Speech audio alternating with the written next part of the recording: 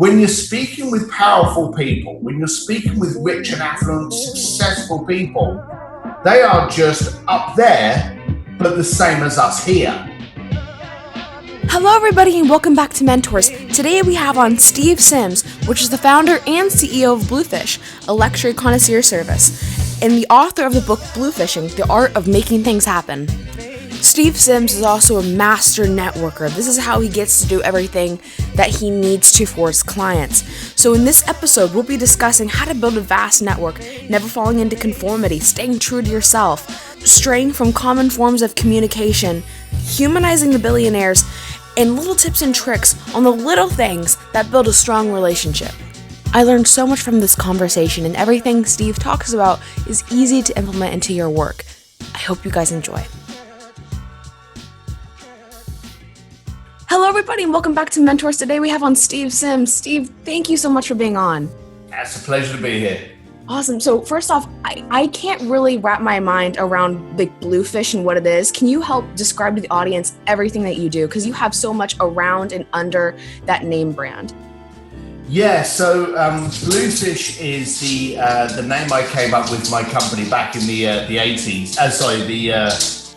In the early 90s, and since then it's become an attitude and a style. So we've got a VIP concierge, we had a charity cause element, but now we also do consulting and coaching for entrepreneurs. So the business in a nutshell, well, probably is best summed up by Forbes, because Forbes called me the modern day Wizard of Oz.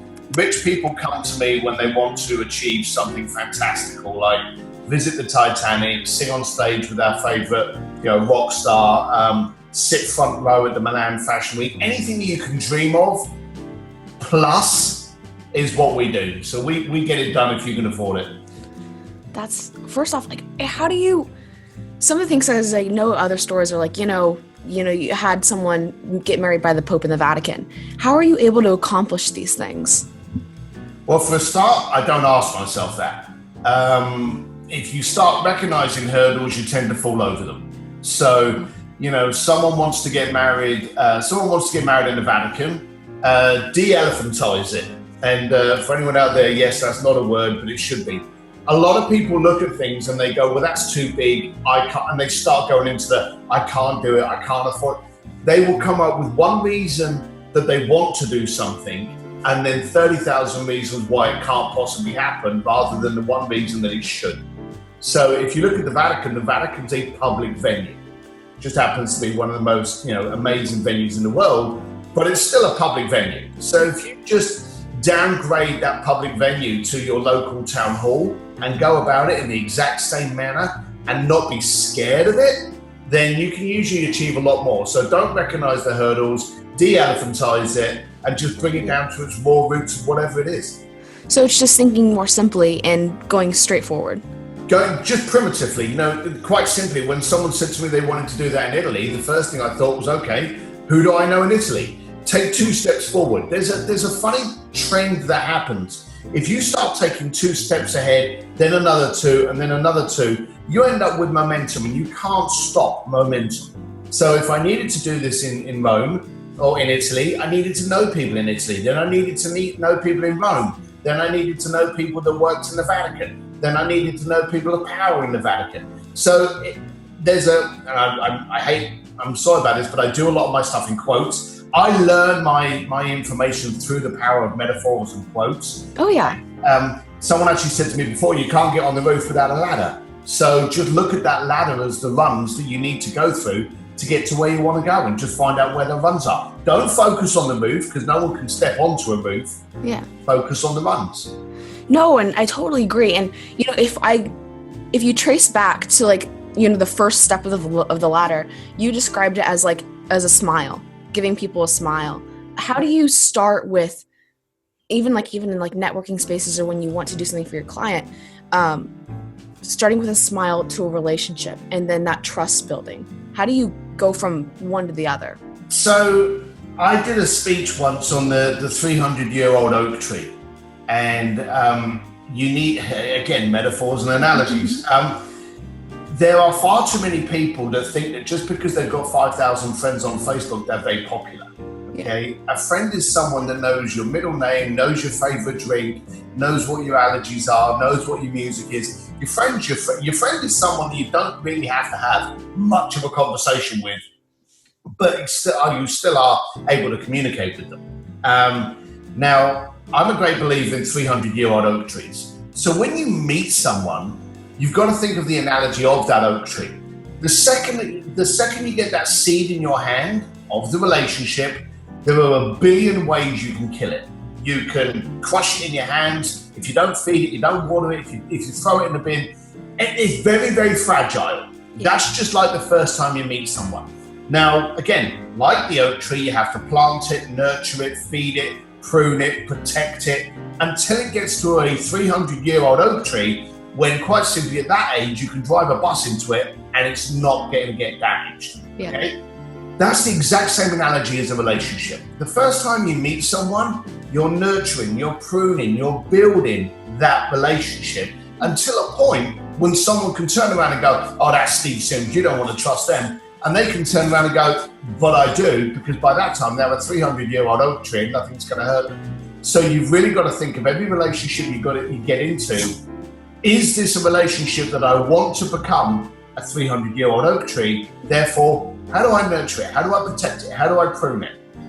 And in doing so, the early stages, that pruning and nurturing and feeding, is what I like to look at as basically being of value, engaging in the relationship, being at ease with the relationship. Because if you finish a conversation with someone and you walk away and you go, oh, that was tiring, then there was too much effort in that conversation, and you can't keep that effort going for long.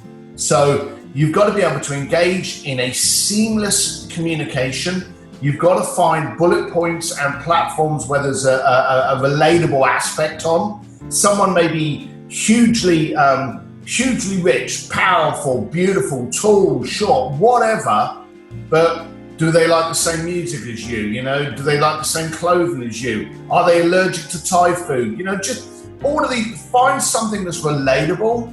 And every time you find things that's relatable, that's that run on that ladder, okay? You get stronger and stronger when you can find that resonance. So I'm a great believer that when you get a relationship, ask yourself first, would I like this to become a 300-year-old oak tree? And if so, focus on the nurturing, pruning, and being of value to that tree.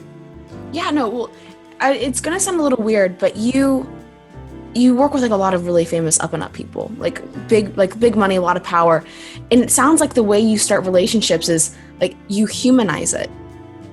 You do you do the same thing that you take away, like what we talked about before, doing the big things. You take away these big aspects and realize that, you know, they're a person. Do you know, funny enough, that has been my charm. You see, that the reason I'm so thrilled to be talking with you is because there is something, you're at the moment in education, okay? And you're being taught so many things of which I don't agree, but that's a whole new conversation. The trouble is, when you leave your schooling, a new level of education begins. Now, I class myself as an educated man. I also openly say that school had nothing to do with that education. But when I left school, and of course I was in London, all of a sudden I was taught, well, you don't say that. You act this way, you dress that way. All of a sudden, you're put through this filter where you have to conform to get on. And all of this stuff you learn just basically adds layers upon layers upon layers upon. You stop being you, and you find these people that they get a job in Silicon Valley. The first thing they do is they buy a hoodie and a pair of Vans, or they get a job in New York and they go out and they buy a sharp suit. Everyone suddenly conforms to these perceptions and these preconceived ideas and visions of what they should look like. The thing about you is you haven't learned that yet. So whenever I speak to colleges and universities, I tell them, try not to change who you are, because exactly who you are now, there's no one else on the planet like that. Yeah. You are 100% individual and unique. And the daft thing is, so many people as they get older, they try to do that. I spend most of my coaching and consulting re-educating and de-educating them on what they know so that they can communicate better. When you're speaking with powerful people, when you're speaking with rich and affluent, successful people, They are just up there, but the same as us here. And when you can confront them on, again, using that level of the 300-year-old oak tree, on a resonance level, if you can talk to them and go, I believe you like vintage chairs. And I challenge people. Whenever I speak to someone, I do challenge them. So if it's someone that's important, that I want to build a relationship with them, I will actually do a bit of research first. Mm-hmm. And one of my little tricks is to type that name into Google. Don't read Google, but look at the images. The images will show you different parties and events that they're at. If a lot of those pictures suddenly show you that they're at a horse event, then they're into equestrian. If a lot of them show that they're in galas, then they like charity galas. So when you can bump into them, and bumping in is a basis of positioning, you make sure you're at the same event. Yeah. You know, you bump into them and you go, hey, you're so-and-so. Here's a funny thing, and give them something that's unusual. Like if you run up to a celebrity and you go, oh, I really like your movie, that song you did, that was really inspirational. They've heard that a million times. If you could walk up to Justin Bieber and go, I heard a rumor you like collecting vintage chairs. What's all that about? You know, and ask them to explain why that's passionate to them. Because everybody in the planet, and you can practice this, everybody loves talking about what they're passionate about. So if you can identify what they're passionate about before you meet them, then you can walk up to them and go, I saw you at an event and you were talking about vintage wines. I'm a whiskey guy. Would you care to explain to me why vintage wine is so wonderful? And then literally I've had amazing conversations where they've gone, actually, yes. And then you can ask them. You can allow them to educate you, but in the same time, you're building up a conversation. During that conversation, they'll say things like, oh, and in France, it's great temperature. And you go, oh, do you go to France much? I do. So do I. Whereabouts in France? You're finding those levels of resonance again. So that's my little trick there. No, of course. And like, even back to what you said about that cookie cutter, you know, you get educated and you get conformity. I've noticed so much that like when you start to leave the box of conformity, everyone goes nuts. Like everyone loves it, especially on like social media platforms. As soon as you start becoming yourself, and as soon as you start going, I want to do things this way because I want to do things this way, people absolutely love it because it's not what's typically brought to them. And then did you see that movie, The Greatest Show on Earth? Wait, The Greatest Showman? The Greatest Showman, yeah, that's correct. Sorry, yeah. Do you know there's something funny that happens when you're receptive? So when you're going to different events, and you may have had this when you're listening to podcasts or when you're listening to music, the music will be playing, and then all of a sudden one line will be said, and it will just hit you like it was meant just for you. Have you ever had that experience? All the time. Yeah, it's like when you have a breakup and all of a sudden you can't listen to that song anymore because there's that one line in it that just talks to you. Yeah. So I was watching this movie the other day and I've got 3 kids and I'm sitting on the couch and there's this moment in the movie where he turns around and he says, no one that did anything great did it by following others. Yeah. In the movie. And I remember sitting there watching the movie and there was a lot of singing and dancing going on and it wasn't really my kind of movie.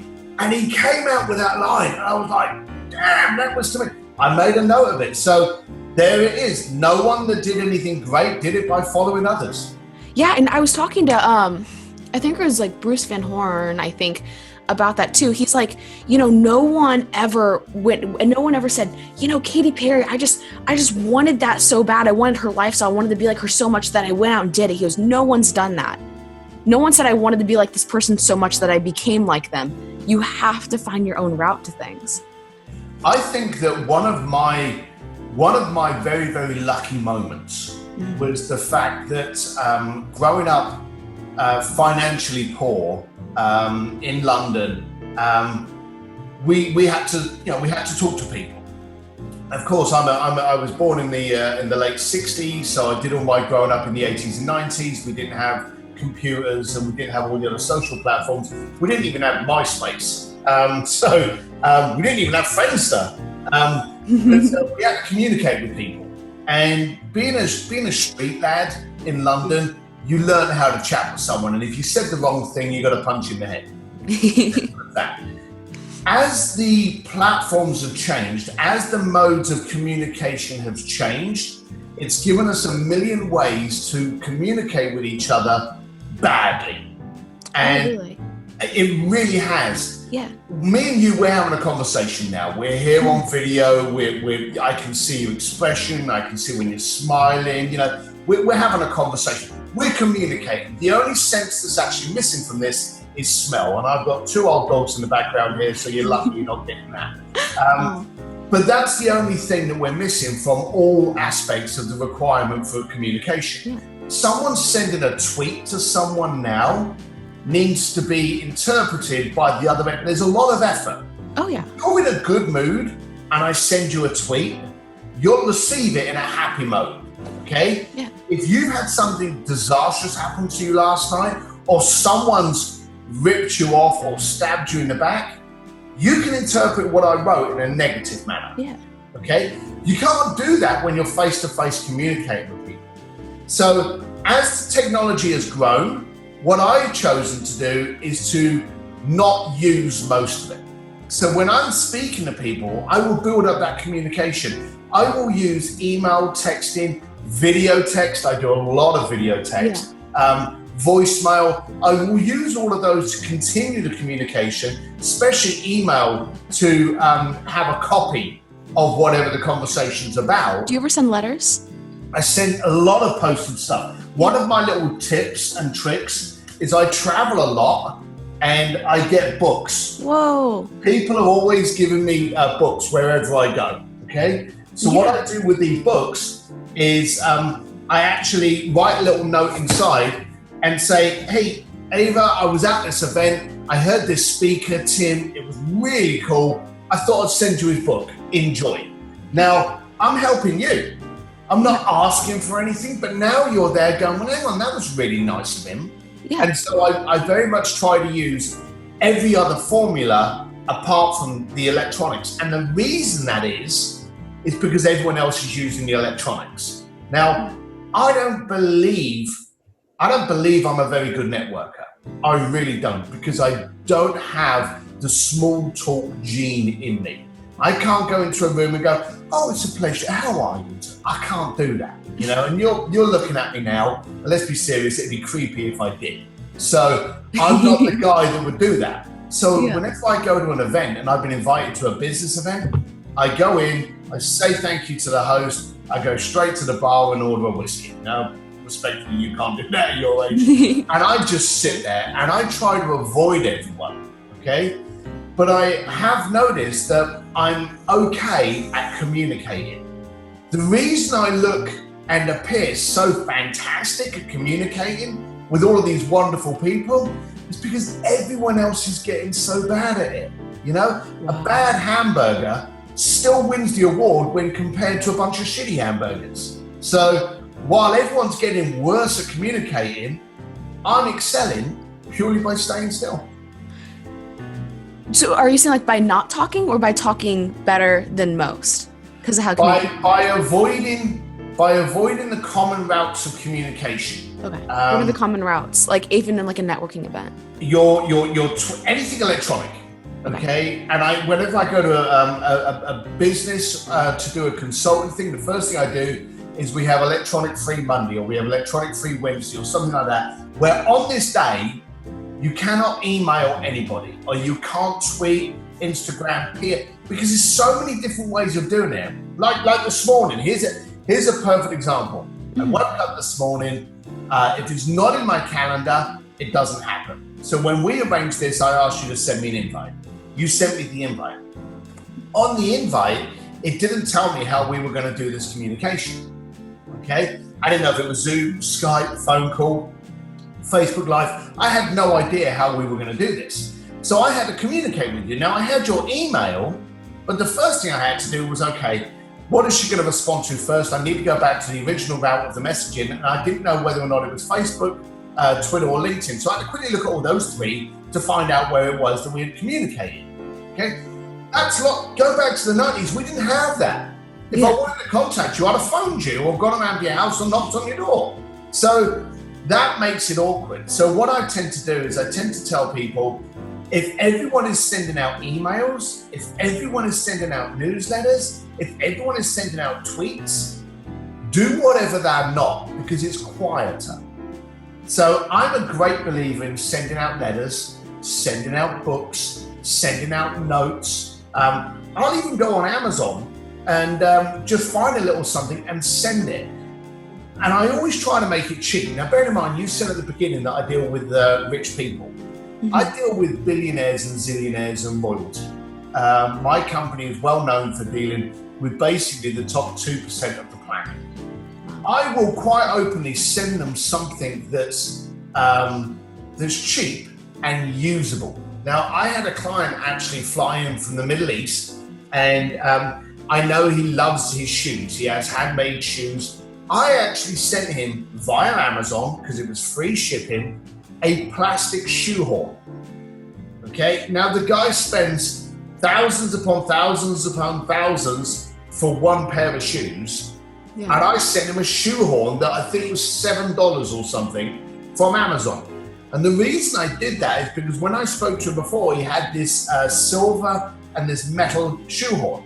I sent it to him ahead of his trip because, being plastic, he could carry it on the plane for him, because most people put a shoehorn in their travel case. Mm-hmm. They don't take it in their bag that goes on the plane. And when you're on a plane for 15 hours, you like to slip your shoes off. Mm-hmm. So by having that little plastic shoehorn that's not going to set off the alarm through security, he can now put his shoes back on okay. Yeah. So it was just that little thought, and the guy's worth billions. He made such a fuss of me taking that little thought and sending him that gift. I've sent people travel plugs. To be honest with you, I think I've got about 400 travel plugs sitting in the garage. And whenever I know someone's actually traveling overseas, when we send them the itinerary, we send them a universal travel plug, because they get over there and suddenly realize that they can't use that stuff. It's those tiny little things that show you care, and they won't care till you show you care. So use every other form of communicating you to that person outside of the electronics. No, and especially like what you said was interpretation. Like, I had a conversation about that the other day. You can interpret anything in any form, but when you're giving gifts and you're taking the time to think of the little things, that sends a huge message. Like, I was going to ask you, like, how do you convey emotion? But that alone, being able, that's incredible. I love that. Yeah, just keep it really simple. I think the goal is, and I'm having this conversation with you now and trying to make sure that I can give you as much as I can. Because to be quite honest with you, I'm talking with you guys as though I'm talking to my kids. I want you to not take on too much when you actually leave education. Okay. And what I mean is that a lot of people get out there and they go, okay, I've got to be taken seriously now. I've got to use this CRM. They will install all of these things on you. They will put all of these things on your shoulder, telling you how you should act, how you should be.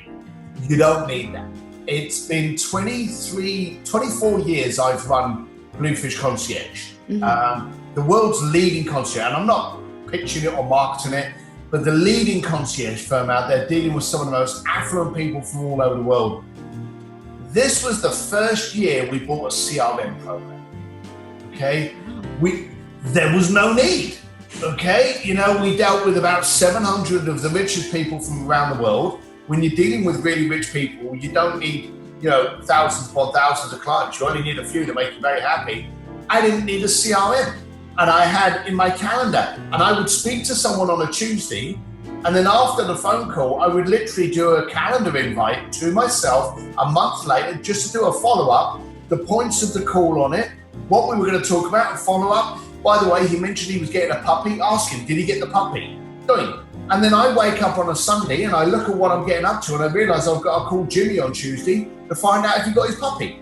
So that was it. But you know that it takes effect. It shows that I care. Mm-hmm. It's very easy to understand, and better still, it's easy to action. People get technology and programs now and spend so much effort on using the technology that they're not doing what it was supposed to do, which is ease up their life and enhance the communication with their clients, their team, their family. So I don't use a lot of technology. I use what I can, and only when it means I don't have to pay attention to it. Yeah, so is that how you keep relationships healthy? Because I know you have to like maintain it in order for them to be more trusting and be able to, for you to be able to go out and say, hey, can you connect me with this person or that person? Is it just sending things, or do you do more than that? And how consistently? Well, this is a pile of books I got out yesterday. And I think there's about 12 books there. So by the end of today, I'd have written something on each book and sent out 12 books. Wow. I will also send out books and gifts and magazines to people that I haven't worked with for quite a while. So depending on where they are in my 300-year-old oak tree analogy, if they are clients, then maybe they'll get something at minimum every 6 weeks, okay? Yeah. And when I say something, it could be me getting my phone and just going, hey, John, I just wanted to let you know that I'm working on this. A little video message, okay? It could be part of the communication. It could be a voicemail. It could be a magazine. It could be a T-shirt that I thought was cool that I thought his son may like. It could be anything, but I make sure every 6 weeks there is a touch point. So every 6 weeks there's been something that me and you have connected on. I'll make sure it's big. And then when it's done, I'll make a note of what it was. I'll do a calendar invite for myself. Last time I set it, and so I'll end up with like these different things showing me what I've done through that period. Now, if it's someone I worked with in the Vatican that I don't think I'll work with again, I don't want to discard that. I've just made a great connection with the Vatican. Why the hell, after working so hard to get that relationship, would I discard it? Yeah. Well, once a year, my calendar invite will pop up and I'll remember to send these touch points. And again, it could be a video, it could be a magazine. I may even be in a magazine. I may be in an article. It may be my book. And I go, hey, you may not have known this, but thanks to you making me look cool, I got my own book. So I thought I'd sign it and say thank you. So thanks, Ava. And I've sent the book. So just make sure it's easy touch points. Yeah. Here's a true story. I live in Los Angeles, California, and just north of us is a place called Ojai. And it's a beautiful place heading up to Santa Barbara. It's just outside of Los Angeles. It's it's just a gorgeous place to be. And so this client of mine had a party up in Ojai, and he collects planes, horses, vintage cars, and wine. And we got invited to his party. So I went up to his party. He's a client of mine, and I went up there and I bought him a little gift. And I turned up at the party, and there were a couple of guys that I know that own a jet charter company that are in Los Angeles. And they're always trying to get us to do business with them. And I saw them, and they were carrying a box of wine. So it was a box with 6 bottles of wine in it. And I said to them, I said, what's that for? And they went, oh yeah, well, we've been invited, which is pretty bloody obvious because we were both going into the same place. And he went, yeah, we just bought him some wine. And I said to him, so how much do you know about wine? And they went, oh, not a lot. I said, so let me get this right. You're going to a guy's house that is incredibly affluent, that collects wine, and you're going to give him 6 bottles of wine because the steward at Bevmo told you they were brilliant wine. And they were like, no, we went through it. So he's trusting somebody else's opinion to impress this guy. And I knew that when you go to someone's party and you bring a gift, very, very rarely, and especially the more affluent the client is, because they usually have people to welcome you at the door, the gift will never make it to the host. They will go, oh, thank you very much, I'll take that. It's like a wedding. You place it on a table. Yeah. So these guys turn up with a wine, and I'm thinking to myself, that gift isn't going to make it through the front door, okay? I was correct. They took the wine, they said thank you, and they stuck it over. It stole our thunder straight away. So the party goes on, the client comes over to me, and the client starts chatting with me, and I went, oh, thanks for the party. And I said to him, and I know he did this before, I said, oh, are you going to do some uncorking tonight then? Because he uncorks some wine and allows people, basically he likes to show off a bit that he has his wine. Yeah. So I said, oh, are you going to do another wine uncorking? And he went, yeah, I am. And I said, well, you know I like whiskey, so I'm not going to deprive anyone. I'll just stand in the back. But do you know what does bother me about wine? My wife likes wine. And every time I take the foil off at the top, I'm always cutting my bloody fingers. And I pulled out and I went, so I got this foil cap remover. Here you go. Does that ever happen to you? And he said, you know it does. He said, and I use a knife. He said, I'm scared of losing a thumb. Thank you. This was plastic with the two little silver knife things. You just put it on the top, spread it, and it takes it off. The funny thing was, he was so over the moon with that little thoughtful gift that when he did the uncorking, he actually uncorked all 6 bottles using this. And I had the 2 guys from the jet company, and I went, that's my gift. And they were so peed off. The point is to pay attention to the little things. Yeah. Don't try to compete. If a guy collects, $5,000 pair of shoes, don't buy him a $5,000 pair of shoes. Buy him a shoe cleaning kit, a way of transporting shoes without damaging him. A bloody shoehorn. But focus on the small stuff, because it's the small stuff that really matters. No, of course, and if anything, that's like one of the biggest takeaways. That and how you build relationships with you. It's so early in the morning. I'm actually gonna have to shoot, I'm afraid. Yeah, I took a guess at the time. Well, anyways, thank you so much for being on. I really enjoyed having you, and I hope to talk to you again. I hope so. Thanks, Dave. All the best. Bye. Hey guys, I really hope you enjoyed that conversation. If you like what we're doing, please help us grow by sharing our content. And if you have any recommendation for future guests, please email me at agwetrick@gmail.com.